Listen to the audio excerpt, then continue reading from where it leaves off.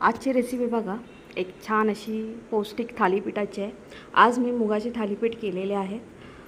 सुट्टी पडली की रोज रोज काय करायचं, भाजी चपाती पण खायला कंटाळा येतो, तर म्हणून बघा मुगाची भाजी न करता मी आज मुगाचे थालीपीठ केलेले आहे। तर त्याची रेसिपी आपण पटकन बघूया।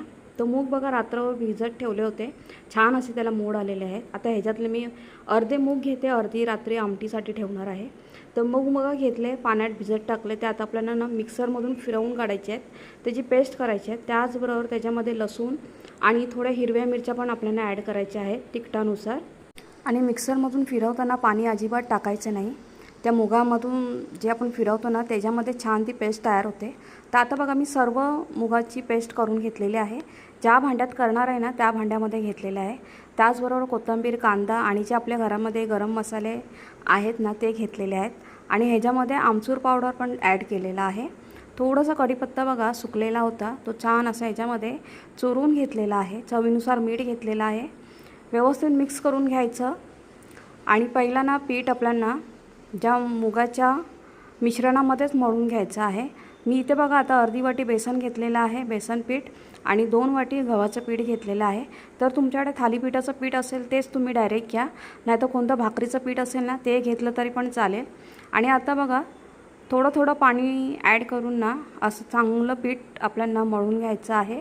लपथपीत पीठ मळायचं आहे, घट्ट पण नाही हे बघा। आणि वरून मी आता थोडंसं तेल लावून घेते आणि ते बाजूला ठेवून देते। आता आपण पटकन चटणी करून घेऊया।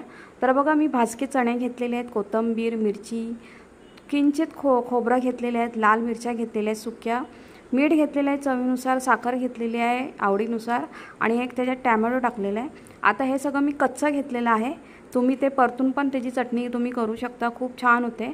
आणि आता बघा वरून फोडणी त्याला दिलेली आहे, कढीपत्ता आणि राईची त्याला मस्तपैकी अशी खमंग फोडणी दिलेली आहे चटणीला। चटणी छान अशी तयार झालेली आहे।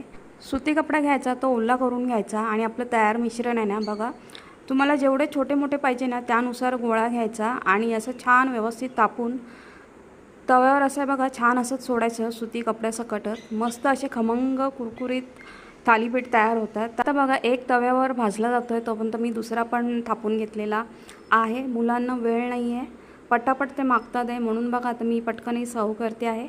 चटणी आणि दह्यावर मी हे सर्व केलेले आहेत। तुम्हाला कशी वाटली रेसिपी मला नक्की